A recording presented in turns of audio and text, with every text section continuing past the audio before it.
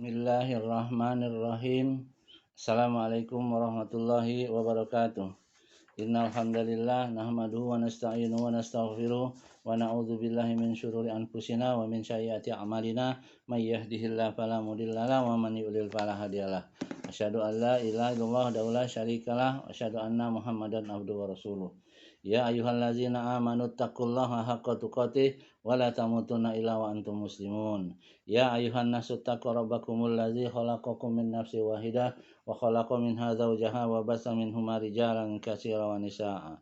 Wattaqullaha allazi tasaaluna bihi wal arham innallaha kana 'alaikum raqiba. Ya ayyuhallazina amanu taqullaha wa qulu qawlan sadida yuslih lakum a'malakum wa yaghfir lakum dzunubakum wa may yuti'illah wa rasulahu faqad faza fawzan 'azima. Amma ba'du fa inna asdaqal hadisi kitabullah wa khairal hadi hadi Muhammad sallallahu alaihi wasallam. Wa syarrul umur muhdatsatuha fa inna kulla muhdatsatin bid'ah wa kulla bid'atin dhalalah wa kulla dhalalatin finnar. Sedangkan rahmat Allah, kita lanjutkan pelajaran kita tentang Syarah Nabawiyah ini ya, yang sudah kurang lebih 3 minggu tertunda ya, karena keadaan ya.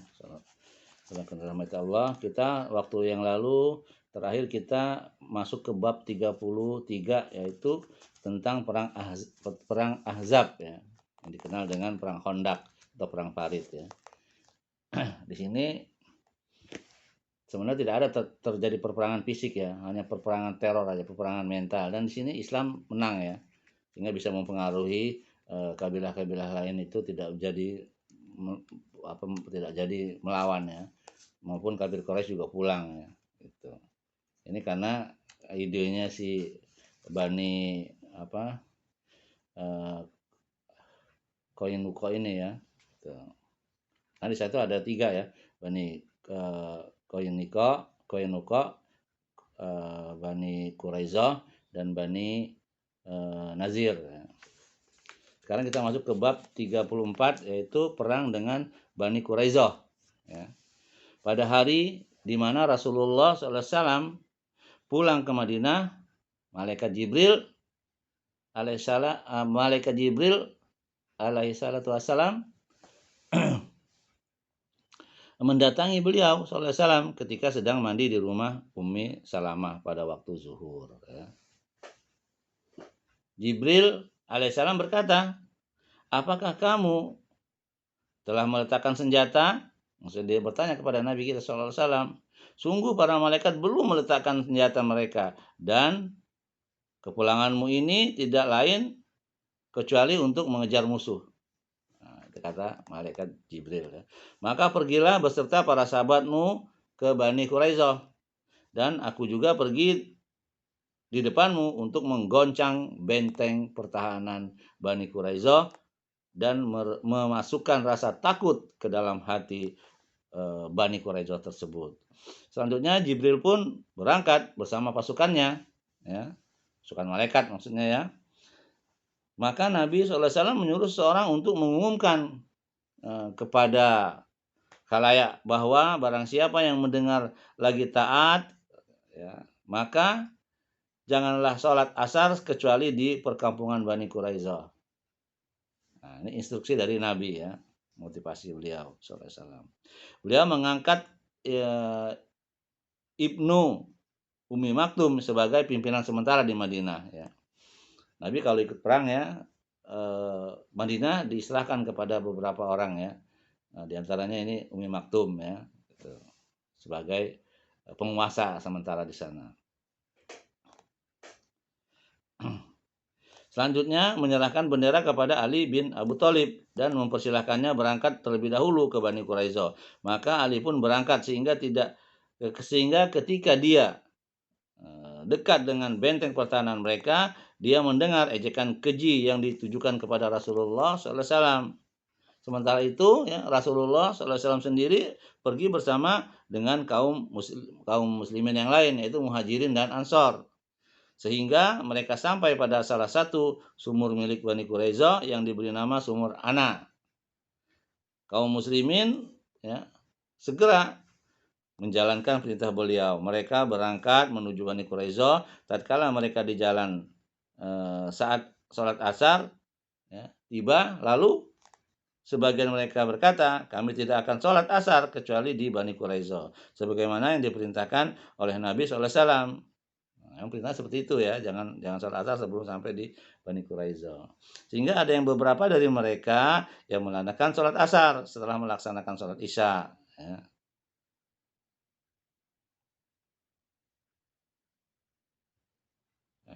Jadi isya dulu baru asar, yang terbalik ya.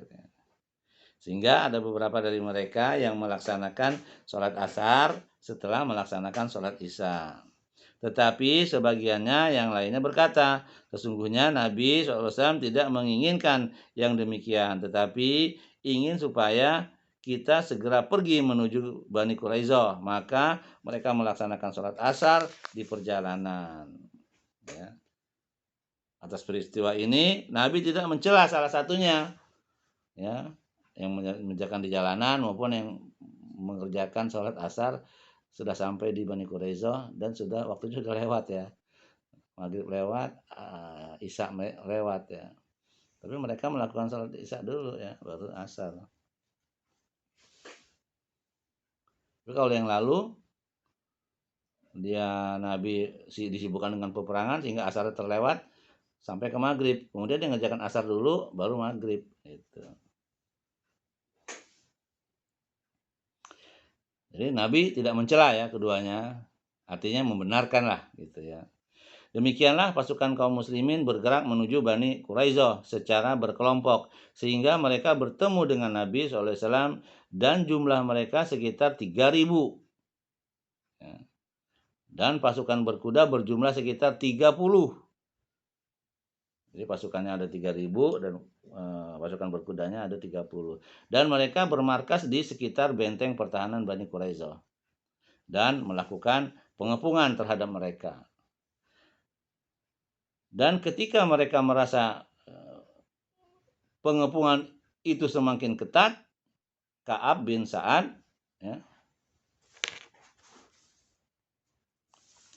pemimpin mereka mengajukan 3 pilihan kepada kaumnya, ya, yaitu memeluk agama Islam dan bergabung bersama Muhammad SAW sehingga mereka memperoleh keamanan atas jiwa, harta, anak-anak dan wanita mereka. Ya. Dalam hal ini dia mengatakan kepada mereka, demi Allah, sungguh telah jelas bagi kalian bahwasanya Muhammad adalah Nabi yang diutus dan dialah yang kalian temukan dalam kitab suci kalian. Yang pertama ya dijelaskan. Yang kedua, kalian membunuh anak-anak dan istri kalian dengan tangan sendiri dan keluar menuju Muhammad SAW dengan pedang terhunus berperang melawannya sehingga kalian bisa menang, atau kalian akan terbunuh semuanya. Nah, itu ancaman yang kedua ya. Yang pertama tadi dijelaskan bahwa kalian tahu kalau Nabi itu sudah diutus ya sebagai utusan ya dari Allah ya. Dan ada itu di dalam kitab kalian katanya.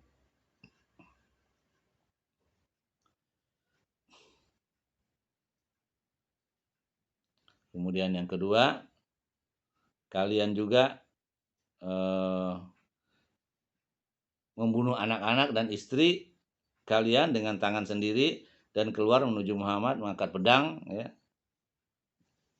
Ingin berperang istilahnya, bisa jadi Muhammad yang kalah, bisa jadi juga kalian yang habis dibunuh.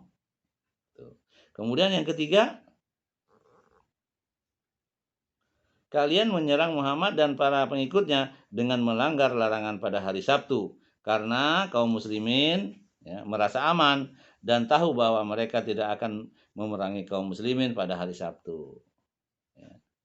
Ternyata memang Yahudi ini memang pengkhianat ya, membohong.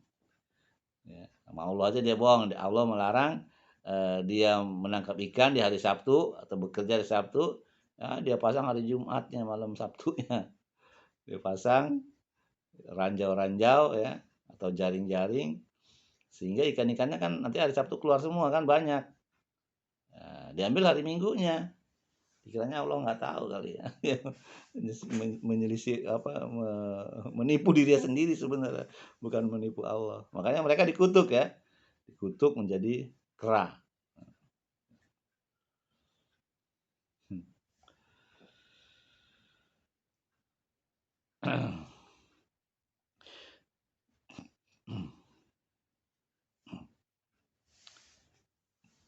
Salakin rahmati Allah. Namun mereka menolak semua pilihan tersebut, yang tiga-tiganya tadi ya. Itu. Maka seketika itu juga pemimpin mereka, Ka'ab bin Sa'ad, berkata dengan penuh emosi dan kemarahan, "Tidak ada seorang pun dari kalian yang mempunyai tekad keras semenjak dilahirkan oleh ibunya. Tidak ada pilihan lain lagi bagi Bani Quraisyah setelah menolak semua opsi tersebut kecuali mematuhi kebijakan Nabi Muhammad SAW. Akan tetapi mereka ingin menghubungi beberapa sekutu mereka dari kaum muslimin dengan harapan mengetahui apa yang akan menimpa mereka kalau mereka mengikuti keputusan Nabi Muhammad SAW. Lalu mereka mengutus utusan kepada Nabi Muhammad SAW agar beliau mengutus Abu Lubabah, ya, Abu Lubabah kepada mereka untuk dimintai pendapatnya. Karena dia sekutu mereka, harta dan anak-anaknya ada pada wilayah mereka ketika mereka melihatnya. Maka para laki-laki serempak bangkit menuju kepadanya, sedangkan para wanita dan anak-anak menangis minta perlindungan kepadanya. Abu Lubabah pun merasa kasihan kepada mereka. Ya, mereka berkata, "Wahai Abu Lubabah, apakah menurut pendapatmu kami harus mengikuti keputusan Muhammad sallallahu alaihi wasallam?" Ya. Tentu saja mereka nggak mengatakan sallallahu alaihi wasallam ya. Karena kita wajib kita mengatakan sallallahu alaihi wasallam. Dia jawab, "Ya," sambil mengarahkan tangannya ke lehernya, yang berarti dibunuh. Kemudian setelah itu Abu Lubabah tahu ya, bahwa dia telah mengkhianati Allah dan Rasulnya. Maka dia langsung pergi dan tidak kembali kepada Rasulullah SAW. Sehingga ketika dia sampai di Masjid Nabawi, dia langsung mengikat dirinya pada salah satu tiang masjid dan bersumpah bahwa tidak ada yang boleh melepaskannya selain Rasulullah SAW. Juga bersumpah bahwa dia tidak akan masuk lagi ke wilayah Bani Quraisyah untuk selama-lamanya. Dan ketika berita perihal dirinya sampai kepada Nabi Muhammad SAW, karena ia memang ditunggu, beliau berkata, "Kalau seandainya dia datang menemuiku, niscaya aku mohonkan ampun baginya. Namun jika dia telah melakukan perbuatan tersebut, maka aku tidak akan melepaskannya dari tempatnya, kecuali jika Allah mengampuninya." Ya.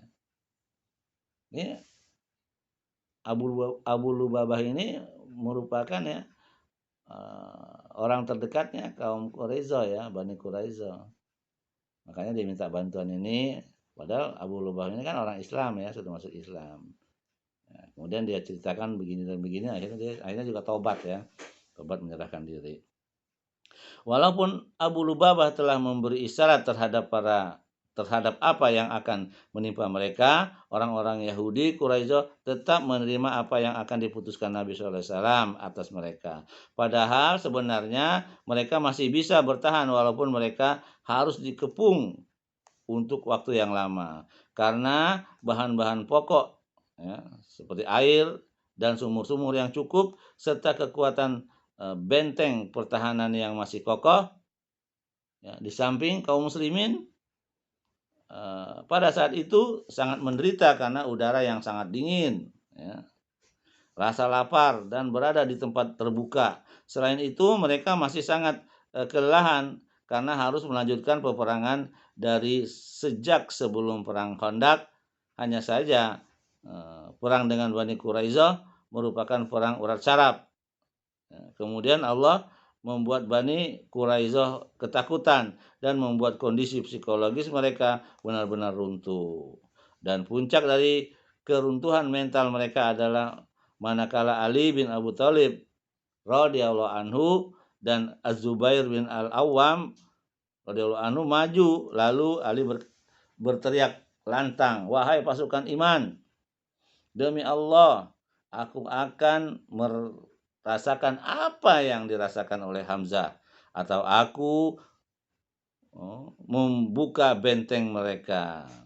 Luar biasa ya Ali. Seketika itu juga mereka segera menuruti apa yang akan diputuskan oleh Nabi Muhammad SAW kepada mereka. Selanjutnya beliau menyuruh menangkap seluruh kaum lelaki dan memborgol tangan mereka di bawah pengawasan Muhammad bin Muslamah Al-Ansari. Sementara anak-anak dan wanita ditempatkan terpisah jauh dari kaum lelaki-laki. Maka Bani Aus berdiri menuju Rasulullah SAW dan berkata, "Wahai Rasulullah SAW, engkau telah menghukum Bani Qainuqa." Ya, mereka sudah kalah ya, Bani Qainuqa itu ya. Dan hukuman yang sudah dimaklumi, sementara mereka adalah sekutu dari saudara kami, Bani Al-Khazraj. Sedang Bani Quraisyah adalah sekutu kami, maka berbuat baiklah kepada mereka. Maka beliau berkata, "Apakah kalian tidak rela bila mereka diadili oleh salah seorang dari kalian?" Mereka menjawab, "Tentu." Nabi SAW berkata, "Urusan ini aku serahkan kepada Sa'ad bin Mu'az." Mereka menjawab, "Kami rela." Saudara yang dirahmati Allah, Sa'id bin Mu'az meninggalkan ya. Sa'id bin Mu'az pun dipanggil. Dia berada di Madinah, tidak ikut bersama mereka karena luka pada tulang lengan yang ia alami saat perang Khandaq. Perang Khandaq ini perang parit ya. Maka dia dinaikkan ke atas keledai dan langsung mendatangi Rasulullah SAW sehingga membuat orang-orang mengeluh-elukan untuk meminta perlindungan darinya. "Wahai Sa'ad, berbuat baiklah kepada sekutu-sekutumu, dan sesungguhnya Rasulullah SAW telah memilihmu agar supaya kamu berbuat baik kepada mereka." Sementara Sa'ad hanya diam saja, tidak menjawab apa-apa. Namun ketika mereka terus menuntut, akhirnya Sa'ad berkata, "Sekarang tibalah saatnya bagi Sa'ad untuk mengambil keputusan yang tidak akan terpengaruh oleh celaan orang yang mencela." Maka ketika mereka mendengar jawaban Sa'ad tersebut, sebagian orang-orang Aus yang bersama Nabi SAW kembali pulang ke Madinah, dan sebagiannya dari mereka meratapi atas nasib kaum Yahudi yang berkhianat itu.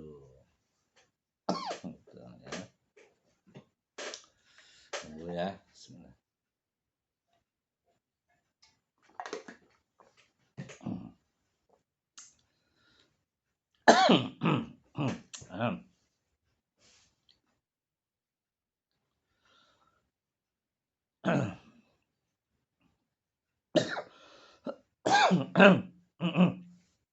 Saudara yang dirahmati Allah,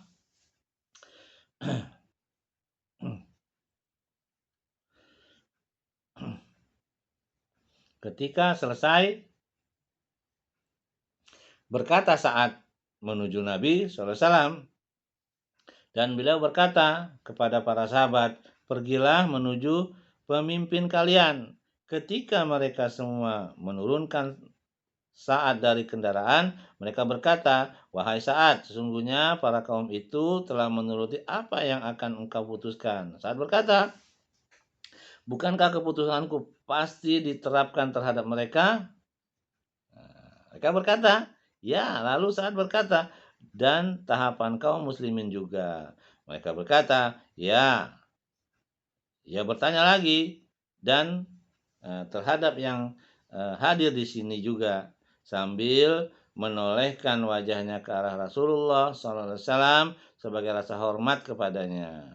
Lalu dia berkata, ya demikian juga terhadap diri saya. Lalu dia melanjutkan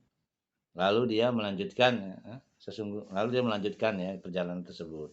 Sesungguhnya keputusanku adalah bahwasanya kaum laki-laki mereka harus dibunuh, anak-anak ditawan dan harta dibagi-bagikan. Maka Rasulullah SAW berkata, sungguh engkau telah memberi putusan yang sesuai dengan keputusan Allah yang diturunkannya dari atas 7 lapis langit. Ya, jika dalil ya, langit itu ada 7 lapis ya. Bumi juga 7 lapis. Hukum yang diberikan oleh Sa'ad benar-benar sangat adil dan sesuai, mengingat pengkhianatan Bani Quraisyah. Di samping pengkhianatan keji yang telah mereka lakukan, mereka telah mengumpulkan sekitar 1.500 pedang untuk menghabisi kaum muslimin. 2.000 tombak, 300 baju besi, 300 perisai, dan topi perang yang akhirnya diperoleh oleh kaum muslimin ketika mereka memasuki rumah-rumah mereka, rumah-rumah Bani Quraisyah maksudnya ya. Selanjutnya, saudara rahmati Allah, Rasulullah SAW memerintahkan untuk menawan mereka semua di rumah binti Haris, ya, seorang perempuan dari Bani An-Nazar, ya, dari Bani An-Nazar. Kemudian digalilah untuk mereka parit-parit di pasar kota Madinah. Kemudian diperintahkan kepada mereka untuk pergi ke parit-parit itu secara bergiliran. Lalu dipenggalah kepala mereka di parit tersebut secara bergiliran. Maka berkatalah mereka yang masih dalam tawanan kepada pemimpin mereka, Ka'ab bin Sa'ad, Ka'ab bin Asad. Apa menurutmu yang akan dilakukan terhadap kita? Maka dia berkata, apakah kalian tidak bisa berpikir pada setiap kejadian? Bukankah kalian tahu bahwa setiap penuntut, ya, dalam hal ini yang banyak bicara, itu tidak mencabut tuntutannya, dan juga yang pergi dari kalian tidak kembali lagi. Demi Allah adalah hukuman mati, sementara jumlah mereka sekitar 600-700 orang. Dan semuanya dibunuh. Ya. Demikianlah ya, saudara rahmati Allah. Akhirnya semua dedengkot, pecundang, dan pengkhianat itu dihabisi.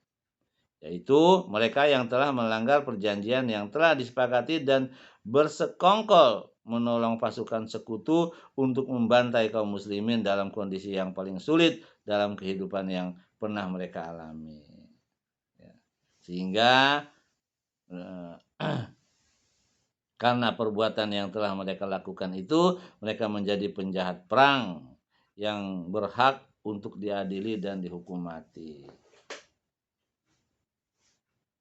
Saudara yang dirahmati Allah, turut dihukum ya, hukum mati bersama mereka setan Bani An-Nadir, salah satu dedengkot penjahat perang Khandaq ya, yaitu Huyai bin Akhtab. Nah, inilah penjahat perang Khandaq munafik ya, dengan Bani Quraisyah kedalaman benteng mereka ya.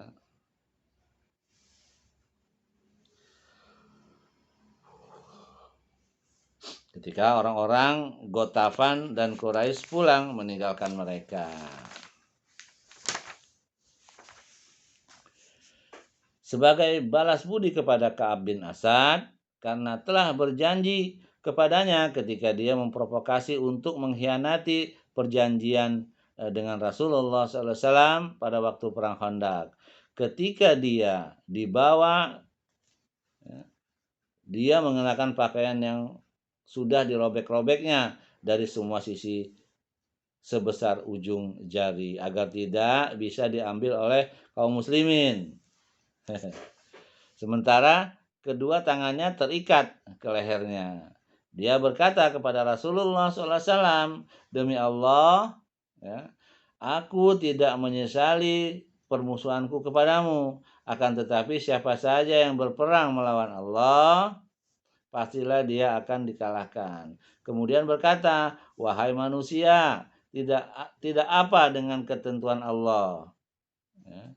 Ia merupakan ketentuan atau takdir dan pembantaian yang kejam yang telah ditentukan terhadap Bani Israel. Kemudian ia duduk pasrah lalu lehernya dipenggal. Sementara yang dibunuh dari pihak wanita hanya satu orang karena dia melemparkan batu penggiling kepada Suwaid hingga terbunuh. Insya Allah ya perempuannya. Maka dia pun dibunuh karenanya. Saudaraku rahmati Allah, dan Rasulullah SAW juga memerintah untuk membunuh anak-anak yang telah terbunuh yang ya. Rasulullah SAW juga memerintahkan untuk membunuh anak-anak yang telah tumbuh bulu-bulu di sekitar kemaluannya atau dengan dikenal dengan balik ya. Dan membiarkan yang belum tumbuh, dan yang termasuk belum tumbuh adalah Atiyah Al-Qurazi. Dia dibiarkan hidup lalu masuk Islam dan menjadi seorang sahabat. Ya, Atiyah ya. Atiyah Al-Qurazi. Sementara Sabit bin Qais meminta Az-Zubair bin Batok keluarga dan hartanya diserahkan kepada yang mana Az-Zubair mempunyai wewenang kepada Sabit bin Qais. Maka kaum muslimin memberikannya kepada Sabit bin Qais dan dia berkata, sungguh Rasulullah SAW telah menyerahkan keputusanmu kepadamu dan juga menyerahkan harta dan keluargamu dan mereka adalah milikmu. Maka Az-Zubair ya berkata telah mengetahui akan kematian kaumnya karena meminta kepadamu dengan wewenang yang kau miliki. Bunuhlah aku sehingga aku bisa menyusul orang-orang yang aku cintai. Maka dia pun dibunuh dan Sabit membiarkan anak Az-Zubair tetap hidup yang bernama Abdurrahman bin Az-Zubair. Selanjutnya dia masuk Islam dan menjadi salah seorang sahabat Nabi sallallahu alaihi wasallam. Sedangkan Ummul Munzir Salma binti Qais yang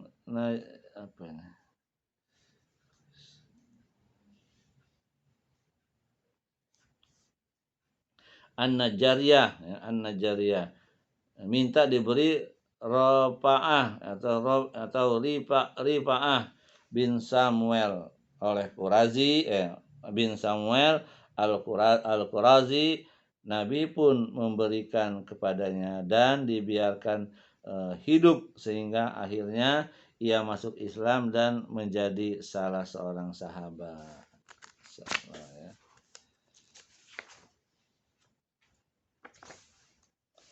Pada malam itu ya ada di antara mereka yang masuk Islam sebelum menerima putusan Nabi SAW. Maka terpeliharalah jiwa, harta, dan keturunannya. Dan malam itu juga Amr, dia adalah seorang yang tidak bergabung dengan Bani Quraisyah untuk mengkhianati Rasulullah SAW. Karena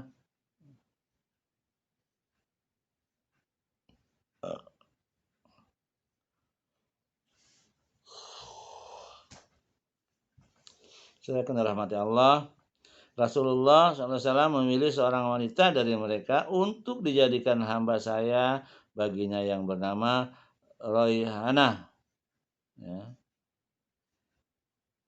binti Amr bin Khanaqah. Ia berkata bersama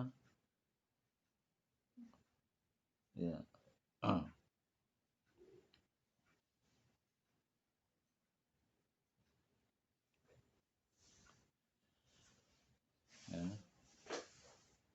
Saya ulangin ya. Rasulullah SAW memilih seorang wanita dari mereka untuk dijadikan hamba saya baginya yang bernama Raihanah binti Amr bin Khonaqah. Ya. Ia tetap bersama Nabi SAW sampai beliau wafat. Ini adalah yang diturunkan oleh ilmu Ishaq. Ya.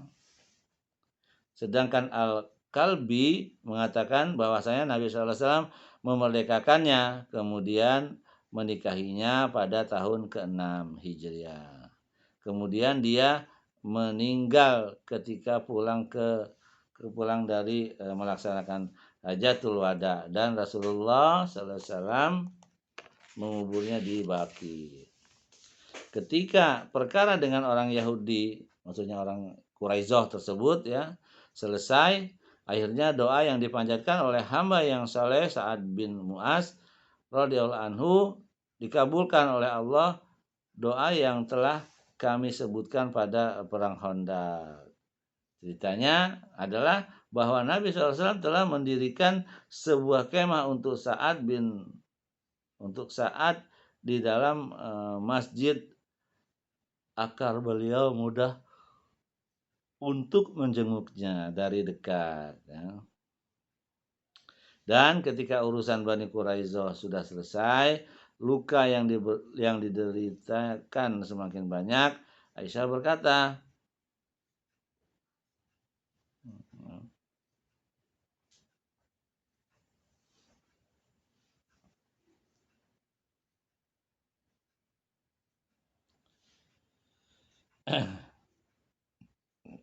diceritakan ya bahwa Nabi SAW telah mendirikan sebuah kemah untuk Sa'ad di dalam masjid agar beliau mudah untuk menjenguknya dari dekat. Dan ketika urusan Bani Quraisyah sudah selesai, luka yang dideritanya semakin parah. Aisyah berkata, maka semakin parahlah lubang luka yang terletak di bawah 4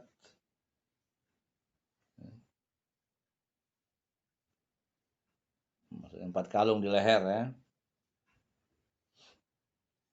Dan tidak bisa lagi diobati, sementara di dalam masjid ada juga kemah milik Bani Ghaffar, dan darah dari lukanya itu pun mengalir sampai ke arah mereka. Maka mereka berujar, wahai orang yang di dalam kemah, apa yang datang dari kemah?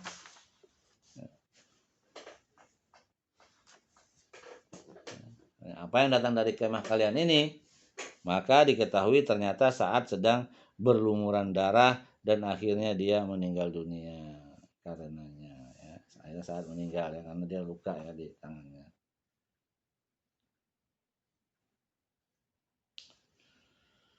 Di dalam kitab Al-Bukhari dan Muslim dari riwayat Jabir bahwa Rasulullah SAW berkata, Ars Allah yang maha penyayang bergetar karena kematian Sa'ad bin Mu'az. Ya. Dalam Sahih Bukhari bab 1 halaman 5. Masya Allah ya. Di dalam kitab Bukhari dan Muslim dari riwayat Jabir bahwasanya Rasulullah SAW berkata, Ars Allah yang maha penyayang bergetar dengan kematian Sa'ad tadi ya.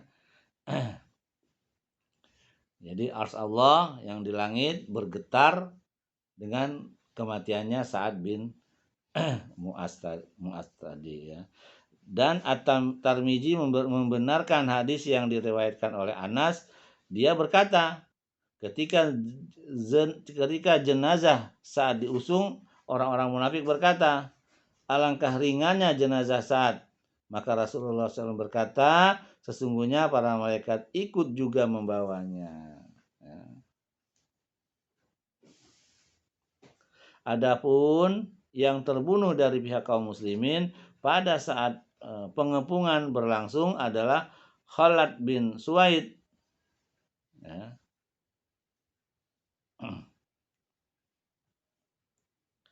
yang dilempar oleh wanita Quraisyah dengan alat penggiling. Masya Allah. Sedang dari pihak Yahudi yang mengangkat ya.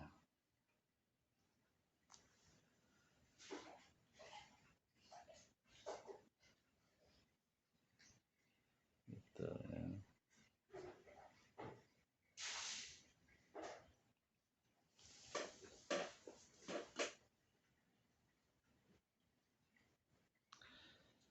Saudara dirahmati Allah. Adapun yang terbunuh dari pihak kaum muslimin ya, saya ulangin ya, pada saat pengepungan berlangsung adalah Khalid bin Suwaid yang dilempar oleh wanita Quraisyah dengan alat penggilingnya. Sedang dari pihak Yahudi yang meninggal adalah Abu Sinan bin Muson, saudara Ukasah. Saudara yang dirahmati Allah, sementara Abu Lubabah masih terikat di tiang masjid selama 6 hari. Apabila waktu sholat telah tiba, maka istrinya datang untuk melepaskan ikatan, sehingga dia bisa menunaikan sholat. Kemudian setelah itu diikat lagi seperti semula, sampai turunlah pengakuan taubatnya kepada Rasulullah SAW pada suatu malam menjelang subuh, yang mana Nabi SAW pada saat itu sedang berada di rumah Ummu Salamah ya. Maka dia, maksudnya Ummu Salamah, bergegas ke depan pintu kamarnya seraya berkata, "Wahai Abu Lubabah, berbahagialah karena sesungguhnya Allah telah mengampunimu." Kaum muslimin pun bersegera untuk melepaskan ikatannya. Namun Abu Lubabah tidak mau kecuali Rasulullah SAW sendiri yang melepaskannya. Dan ketika Nabi SAW berjalan keluar rumah untuk melaksanakan sholat subuh, dia langsung melepaskan ikatan tersebut. Perang ini terjadi pada bulan Dzulqa'dah tahun ke-5 Hijriah, dan pengepungan itu sendiri berlangsung selama 25 malam. Ini ada dalam kitab Ibnu Hisham bab 2 halaman 227-228, dan penjelasan tentang perang ini bisa lihat tentang perang di dalam Sirah Ibnu Hisham tersebut ya, bab 2 tadi halaman 233 sampai 273.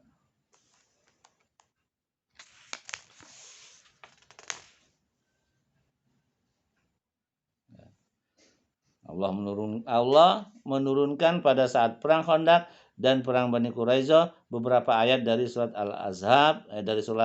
Al-Ahzab yang menitik beratkan kepada bagian-bagian yang penting saja dari peristiwa antara kondisi kelompok orang-orang mukmin dan orang-orang munafik. Kemudian tentang perpecahan yang terjadi dalam pasukan sekutu dan akibat dari pengkhianatan ahli kitab tersebut ya. Itulah ya sekilas ya tentang perang dengan Bani Quraisyah. Kemudian bab berikutnya ya, atau poin berikutnya, aktivitas militer setelah perang ini berakhir ya. Itu yang pertama, terbunuhnya Salam bin Abi Al-Haqiq ya. Salam bin Abi Al-Haqiq yang berjuluk Abu Rafi adalah salah seorang dedengkot kriminal kaum Yahudi ya, Abu Rafi ini ya, yang menggalang pasukan bergabung untuk melawan kaum muslimin dan membentuk mereka dengan perbekalan dan harta yang sangat banyak. Sebelumnya ia juga sering menyakiti Nabi SAW. Ya. Maka ketika kaum muslimin sudah menyelesaikan masalah Bani Quraisyah, suku Khazraj segera minta izin kepada Nabi SAW untuk membunuhnya, karena Ka'ab bin Al-Ashraf terbunuh di tangan orang-orang dari Bani Aus. Maka dari itu orang-orang Khazraj ya, orang-orang Khazraj juga ingin meraih keutamaan sebagaimana yang telah diraih mereka, ya, karenanya mereka segera meminta izin, ya. Dan Rasulullah SAW pun memberi izin kepada mereka untuk membunuhnya. Tapi beliau melarang mereka membunuh kaum wanita dan anak-anak. Maka pergilah sekelompok khusus yang berjumlah 5 orang, kesemuanya berasal dari Bani Salamah yang masih serumpun dengan suku Khazraj dan dipimpin oleh Abdul bin Atik. Gitu, ya. Pasukan ini bergerak menuju Khaybar karena di sanalah benteng Abi Rafi, ya, orang Yahudi, ya.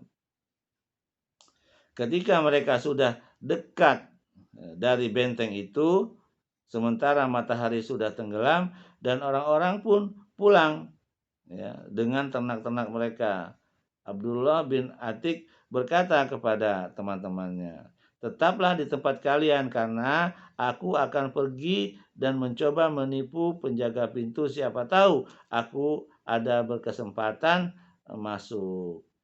Maka, ya.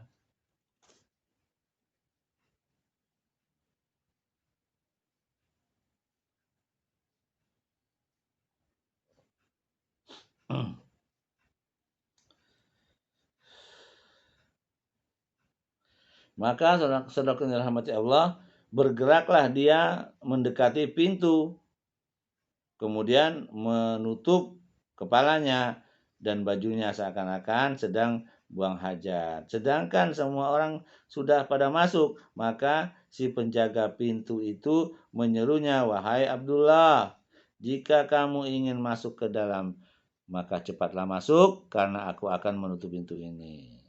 Kemudian Abdullah bin Atik berkata, "Maka aku segera masuk dan bersembunyi. Ketika semua orang sudah masuk, pintu pun segera ditutup, ya. Kemudian dikunci. Kemudian si penjaga pintu menggantungkan semua kunci-kunci itu di atas sebuah pasak. Nah, ia melanjutkan, "Maka aku segera bangkit menuju tempat gantungan kunci-kunci tersebut dan mengambil semuanya. Kemudian membuka sebuah pintu dan ternyata Abu Rafi sedang mengobrol dengan teman-temannya di ruang tersebut. Ia berada di tempat khususnya, yang cukup tinggi, ya. Ketika teman-temannya berlalu darinya, aku segera naik menuju ke tempatnya. Setiap kali membuka pintu, langsung aku tutup lagi. Aku berkata dalam hati, kalau orang-orang membutuhku, niscaya mereka tidak akan menemukanku sebelum aku membunuhnya. Aku pun segera saja menuju ke arahnya, ya. Dan aku dapati dia berada di ruangan yang gelap di tengah-tengah keluarganya.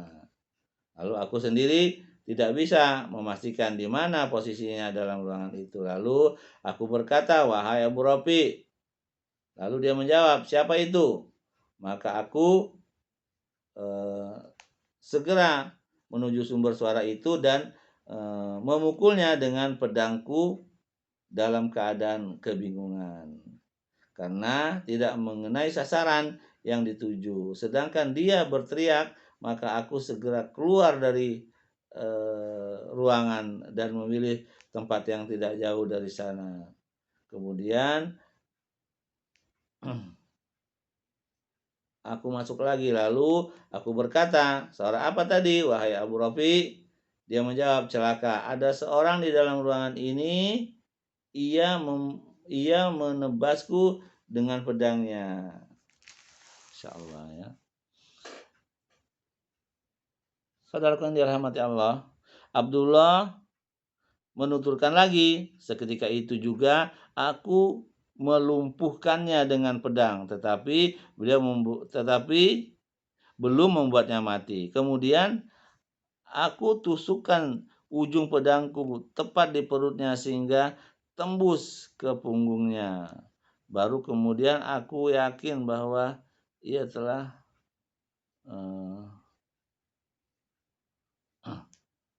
ia telah membunuhnya ya. Kemudian aku membuka pintu satu persatu sehingga sampai ke tempat yang ditempati oleh Abu Rafi, maka aku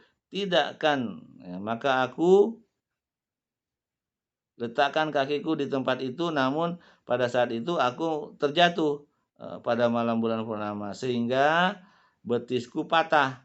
Lalu aku balut dengan pengikat kepala, maksudnya dengan surban ya. Kemudian berangkat hingga sampai di depan pintu. Aku bergumam sendiri, aku tidak akan keluar dari benteng ini sehingga yakin bahwa Abu Rafi benar-benar telah mati. Ketika ayam mulai berkokok, maka berteriak pula seorang yang menyampaikan berita duka yang berada di atas pagar-pagar benteng secara seraya berkata, Abu Rafi, saudagar dari Hijaz, telah tewas. Kemudian aku berangkat menuju teman-temanku seraya mengatakan berhasil. Sungguh Allah telah membunuh Abu Rafi. Setelah itu aku segera pergi menuju Rasulullah SAW dengan menceritakan kepadanya perihal apa yang terjadi. Lalu beliau berkata, bentangkan kakimu, maka aku bentangkan. Lalu beliau mengusapnya dan setelah itu seakan-akan aku tidak lagi merasakan sakit sama sekali. Ini merupakan mukjizat dari Allah juga kepada Nabi ya. Artinya sakit, pegang, sembuh. Cerita di atas itu adalah menurut versi riwayat Al-Bukhari. Sementara menurut riwayat Ibnu Ishaq menyatakan semua satuan pasukan itu menemui Abu Rafi lalu bersama-sama membunuhnya sedangkan yang memukulnya dengan pedang sampai tewas adalah Abdullah bin Unais yang pedang sampai tewas. Di dalam riwayat itu disebutkan juga ketika mereka membunuhnya pada malam itu dan betis Abdullah bin Atik patah sehingga dia digotong beramai-ramai. Mereka menggotongnya dan mendatangi salah satu sumber air mereka. Mereka pun masuk sementara orang-orang Yahudi langsung menyalakan api dan mencari-cari di setiap sudut ruangan hingga putus asa Lalu kembali ke tempat pemimpin mereka. Diberitakan juga di sini ketika orang-orang itu kembali pulang, mereka menggotong Abdullah bin Atik yang kakinya patah tadi hingga menghadap kembali kepada Rasulullah Sallallahu Alaihi Wasallam.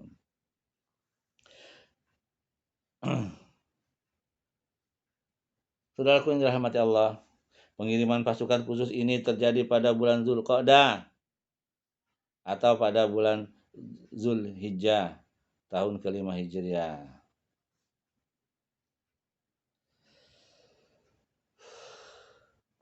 Ketika Rasulullah SAW telah membereskan masalah Khandaq dan Quraisyah, beliau mulai mengirimkan beberapa ekspedisi atau pasukan untuk memberi pelajaran kepada suku-suku dan orang-orang Arab Baduy yang belum juga berhenti untuk merongrong keamanan dan ketentraman kecuali dengan cara kekuatan.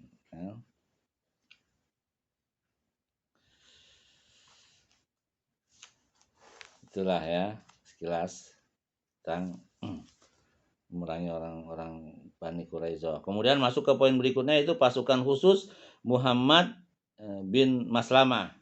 Ini merupakan pasukan khusus pertama pasca perang Khandaq dan Quraisyah dan berkekuatan sekitar 30 pasukan berkuda. Maka bergeraklah pasukan ini menuju Al-Qarta yang berada di pinggir Dariyah, tempat pemukiman Bani Bakar yang masih termasuk wilayah Najd. jarak tempuh antara Dariyah dan Madinah memakan waktu perjalanan 7 hari. Ya. Berangkatlah pasukan ini pada 10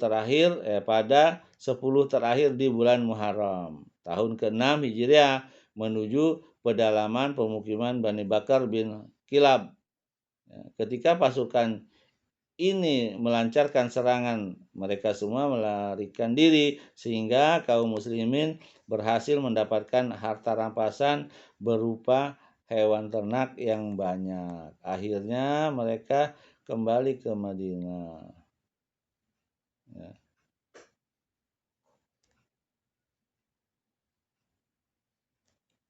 Semalam sebelum bulan Muharram berakhir, ikut bersama mereka ke Madinah. Sumamah bin Asal al-Hanafi, pemuka Bani Hanifah, yang rupanya atas perintah Musailamah al-Kadzab, ya, ini nabi palsu ya, pergi dengan menyamar untuk membunuh Nabi SAW. Maka kaum muslimin pun menangkapnya.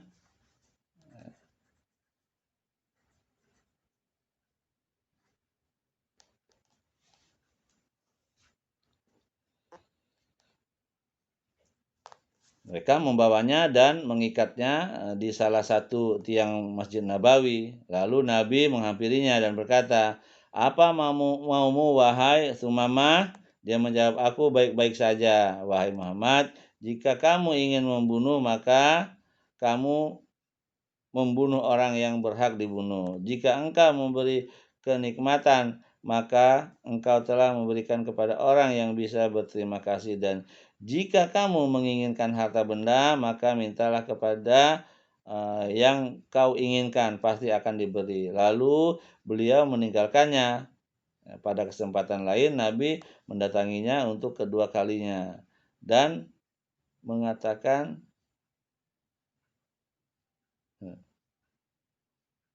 kepadanya sebagaimana yang diucapkannya pada kali pertama. Dan ia pun menjawabnya seperti jawabannya semula. Kemudian Nabi SAW menghampirinya untuk ketiga kalinya dan berkata setelah Nabi mengadakan pembicaraan panjang dengannya, "Bebaskan Sumamah," katanya.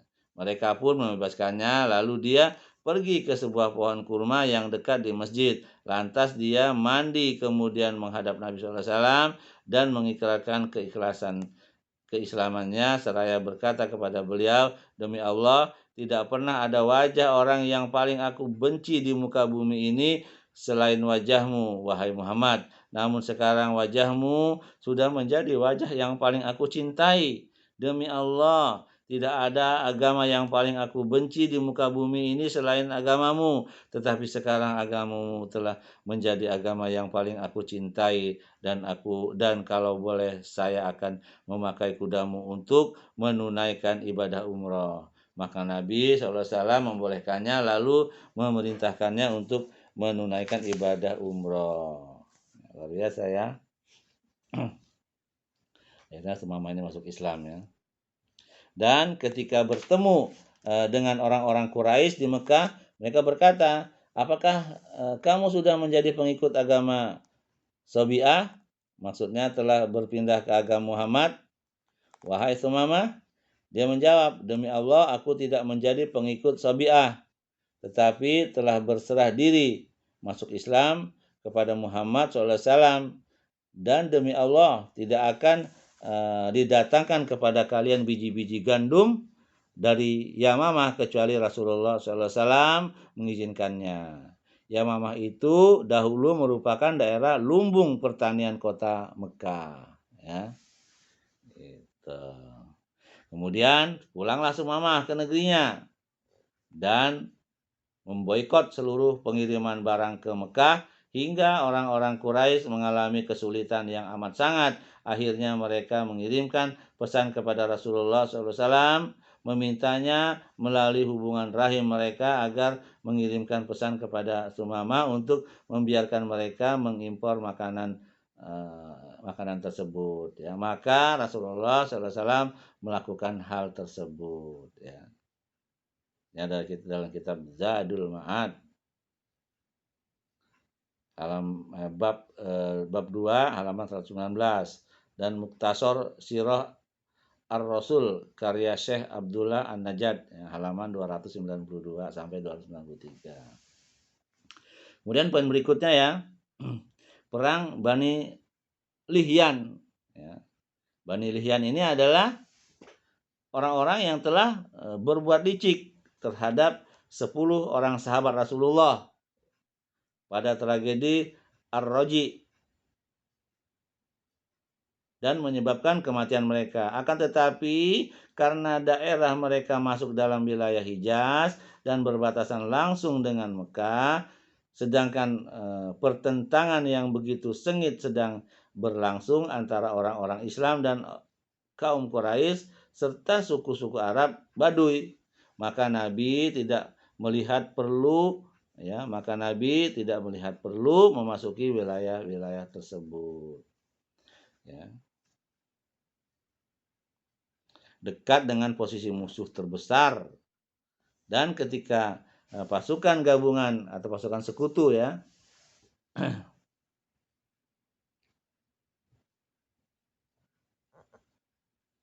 mulai tidak peduli lagi, semangat mereka sudah mengendur, dan karena kondisi saat itu mereka lebih bersikap tenang untuk beberapa waktu. Akhirnya Nabi memandang sudah saatnya untuk menuntaskan dendam terhadap Bani Lihyan ya. Maka disebut dengan perang Lihyan ya. Atas terbunuhnya sahabat beliau pada tragedi Ar-Raji, maka berangkatlah beliau pada bulan Rabiul Awal atau bulan Jumadal Ula pada tahun ke-6 Hijriah bersama 200 orang sahabatnya dan mengangkat Ibnu Ummi Maktum sebagai penguasa sementara di Madinah. Beliau menampakkan seolah-olah hendak pergi menuju negeri Syam, lalu bergerak cepat hingga sampai di pedalaman Ghorran. Ghorran ini sebuah lembah ya, yang terletak antara Amj ya, dan Aspan. Di sanalah para sahabat beliau dulu dibunuh, lalu Nabi mendoakan mereka semua agar dirahmati Allah.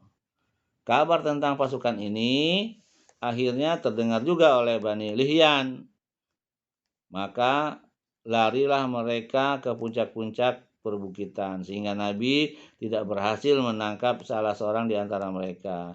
Beliau akhirnya bermalam di sana selama 2 hari seraya mengirimkan beberapa pasukan khusus, namun tetap tidak berhasil menangkap mereka. Akhirnya beliau bergerak ke arah Aspan lalu mengutus 10 orang pasukan berkuda ke Qura al-Ghamim, sebuah tempat yang berjarak 60 km dari Mekah ya, namanya gunung di sana ya,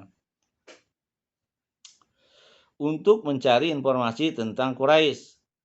Baru kemudian mereka kembali ke Madinah.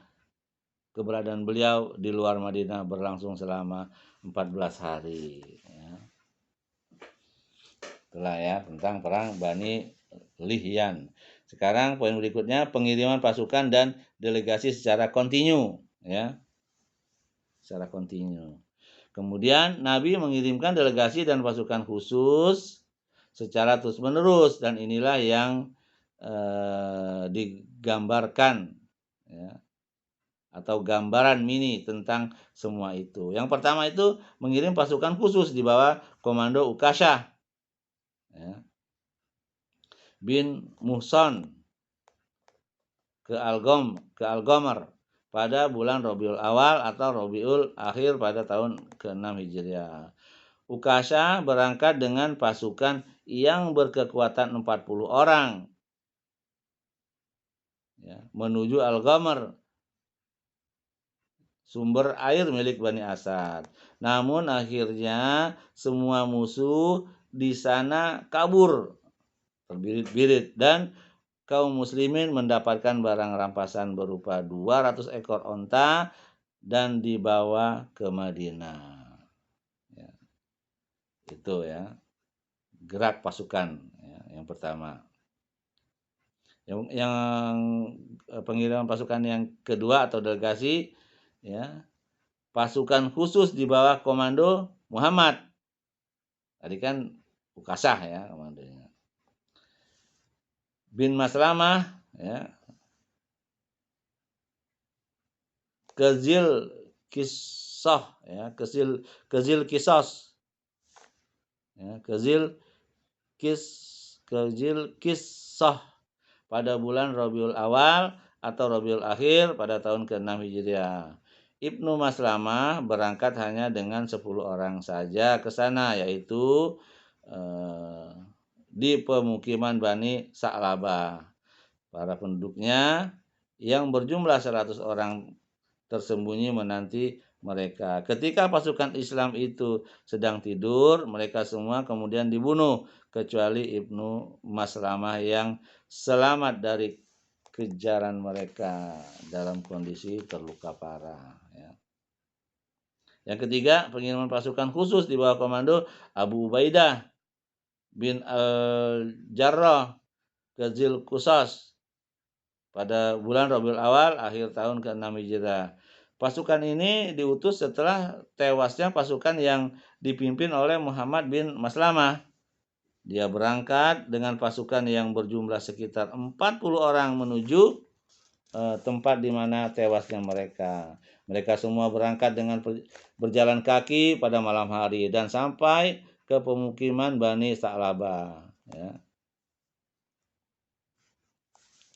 Pada waktu subuh ya. Sampai di sana langsung menyerang mereka sehingga membuat mereka melarikan diri ke arah pegunungan. Dalam kejadian ini pasukan Islam berhasil menawan 1 orang saja yang kemudian masuk Islam dan mendapatkan barang rampasan berupa harta benda dan hewan ternak yang banyak. Ya. Kemudian poin keempat ya, pengiriman yang keempat, pasukan khusus di bawah komando Zaid bin Harisah ke Al-Jumum pada bulan Rabiul Awal, namun ya di akhir tahun ke-6 tersebut ya. Namun Al-Jumum adalah sumber air milik Bani Sulaim yang berada di Mar'az Zahron. Zaid berangkat ke daerah mereka dan mengangkat seorang wanita yang berasal dari suku Muzainah ya, yang bernama Halimah,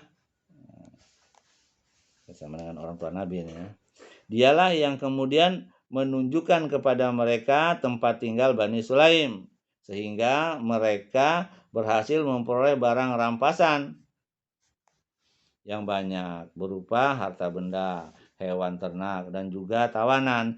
Dan ketika kembali ke Madinah, Zaid menghadiahkan wanita dari Muzainah kepada Nabi SAW dan beliau pun menikahinya. Kemudian pengiriman yang kelima ya. Yang kelima, pengiriman pasukan khusus di bawah komando Zaid bin Harisah. Ya. Jadi dia lagi ya, yang kemarin itu juga yang ke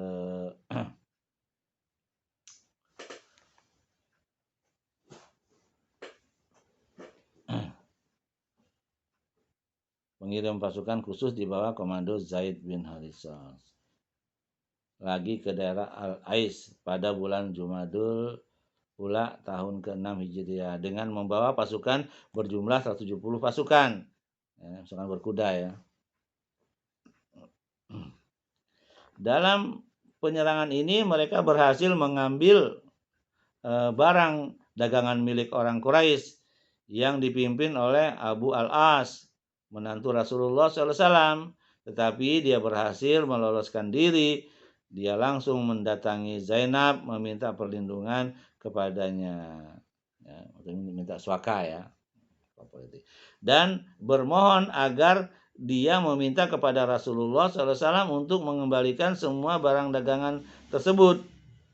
Zainab pun memenuhinya. Lalu Rasulullah SAW memberikan isyarat kepada kaum muslimin agar mengembalikan semua barang rampasan itu tanpa muatan paksaan. Kemudian mereka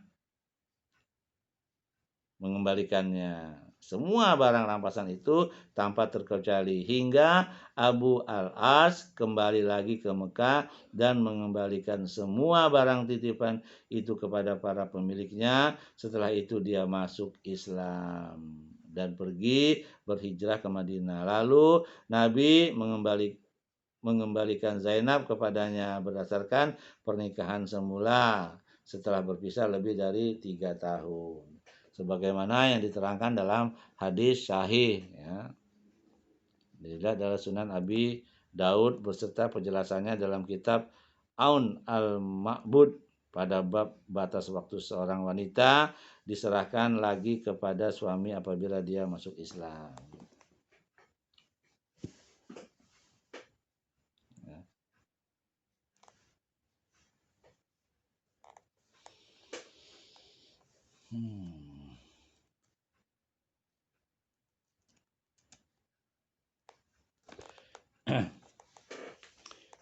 Saudara yang dirahmati Allah, bahwa Nabi SAW menyerahkannya berdasarkan pada pernikahan yang dulu, karena ayat yang mengharamkan pernikahan antara muslimah dan orang kafir belum turun pada saat itu. Sementara hadis yang menerangkan bahwa Nabi SAW menyerahkannya kepada Abu al-As berdasarkan pernikahan yang baru atau setelah keduanya berpisah selama 6 tahun adalah tidak benar secara substansinya atau maknanya, sebagaimana secara sanad juga tidak sahih, ya.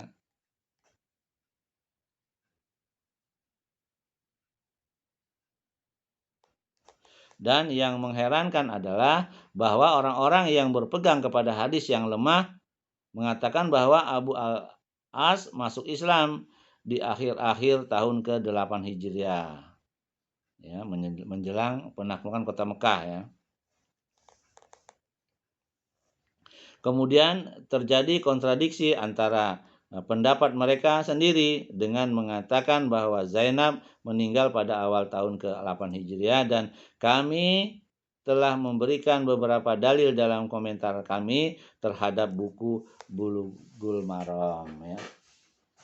Musa bin Uqbah berpendapat bahwa peristiwa ini terjadi pada tahun ke-7 Hijriah berdasarkan pendapat Abi Basir dan teman-temannya. Akan tetapi semua itu tidak sesuai dengan hadis-hadis yang sahih maupun yang lemah, ya. Kemudian yang keenam, ya, pengiriman yang keenam, pasukan khusus di bawah komando Zaid juga ke At-Torf atau At-Torq pada bulan Jumadal akhir tahun ke-6 Hijriah tersebut. Zaid berangkat dengan 15 orang menuju Bani Sa'labah. Namun orang-orang Bani Sa'labah melarikan diri melihat kedatangan mereka. Mereka takut jika Rasulullah SAW ada di antara mereka. Pasukan ini pun akhirnya mendapatkan barang rampasan berupa 20 ekor onta dan kembali ke Madinah setelah 4 hari. Yang ketujuh, pengiriman pasukan khusus di bawah komando Zaid juga, ya, menuju lembah Wadi Al-Qura pada bulan Rajab tahun ke-6 Hijriah. Ya. Berangkat dengan 12 orang menuju ke lembah tersebut untuk mencari informasi tentang aktivitas musuh kalau ada. Namun mereka semua diserang oleh penduduk setempat sehingga 9 orang terbunuh dan hanya 3 orang yang selamat, termasuk Zaid bin Harithah. Insyaallah, ya. Yang ke-8, pengiriman pasukan khusus Al-Kuftu. Disebutkan bahwa pengiriman pasukan khusus ini terjadi pada bulan Rajab tahun ke-8 Hijriah. Akan tetapi konteksnya menunjukkan ia terjadi sebelum perjanjian Hudaybiyah. Kemudian Jabir berkata, Rasulullah SAW mengutus kami sebanyak 300 pasukan berkuda yang dipimpin oleh Abu Ubaidah bin Al-Jarrah untuk mengintai kafilah dengan Quraisy. Dalam pengintaian ini kami mengalami kelaparan yang sangat hebat karena bekal telah habis sehingga kami terpaksa makan dedaunan yang jatuh dari pohon. Maka pasukan ini diberi nama dengan pasukan Al-Qaftu. Ya, Al-Qaftu itu pasukan yang memakan daun-daunan ya. Lalu salah satu di antara kami menyembelih 3 ekor hewan tunggangannya. Kemudian 3 ekor lagi dan 3 ekor lagi. Hingga akhirnya Abu Ubaidah melarang untuk menyembelih lagi. Kemudian tiba-tiba seekor ikan besar yang disebut dengan anbar atau ikan paus ya, terlempar dari dasar laut itu sehingga kami bisa menjadikannya sebagai bekal selama setengah bulan dan kami pun merasa kenyang. Kondisi tubuh kami kembali fit seperti semula. Lalu Abu Ubaidah mengambil salah satu tulang rusuknya, lalu ia melihat kepada orang yang paling tinggi di pasukan dan ontanya paling panjang. Lalu dibebankan ke atasnya sedangkan dia berjalan di bawahnya. Dan kami pun berbekal dagingnya. Setelah kami sampai di Madinah, kami langsung mendatangi Rasulullah SAW dan menceritakan tentang hal itu. Maka Rasulullah SAW berkata, itu merupakan rezeki yang Allah berikan kepada kalian semua. Apakah masih tersisa sedikit dari daging itu buat makan kami? Maka kami mengirimkannya kepada beliau sallallahu alaihi wasallam. Ini dalam kitab Sahih Al-Bukhari bab 2 halaman 125 sampai 626, di Sahih Muslim bab 2 halaman 145 sampai 146. Mengenai kenapa kami mengatakan bahwa konteks peperangan ini menunjukkan bahwa ia terjadi sebelum perjanjian Hudaybiyah, karena kaum muslimin tidak lagi mengintai kafilah dengan Quraisy. Ya, tidak lagi mengintai kafilah dagang Quraisy ya. Setelah perjanjian Hudaybiyah itu. Ya. Ya, itulah ya yang bisa saya sampaikan. Tentu masih banyak, masih panjang jalan ceritanya ya tentang kitab ini ya. Karena waktu juga sudah habis ya, sehingga saya cukupkan sampai di sini saja. Mudah-mudahan ini bermanfaat untuk diri saya di akhirat kelak dan untuk antum semua. Tentu saja apa yang benar itu datangnya dari Allah Azza wa Jalla, dengan kesalahan itu datang dari diri saya sendiri karena minimnya ilmu saya, karena kebodohan diri saya. Ya, kita berdoa kepada Allah agar selalu ditambahkan ilmu yang bermanfaat, rezeki yang halal, dan amalan yang diterima. Allahumma inna as'aluka ilman nafi'an wa rizqan thayyiban wa amalan mutaqabbalan. Kita tutup majelis ini dengan kafaratul majelis. Subhanakallah wa bihamdik asyhadu an la ilaha illa anta astaghfiruka wa atubu ilaik. Assalamualaikum warahmatullahi wabarakatuh.